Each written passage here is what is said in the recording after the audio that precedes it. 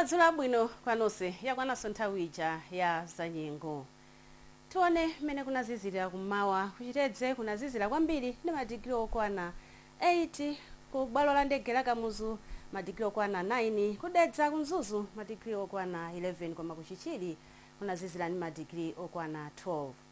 Tiyembekezere nyengo yozizira usiku uno komanso mawa koma ya mitambo yapatali komanso yofunda madera ambiri masana.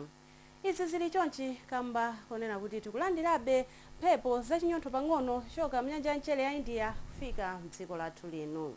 Kotero kuti usiku uno tiyembekezere nyengo yopanda mitambo madera ambiri a dziko lino, koma mawa uzazizira kwambiri madera ena monga kulilongwe komwe kutazazizireni madigiri okwana 9, Kasungu 11, Blantyre madigiri okwana 13.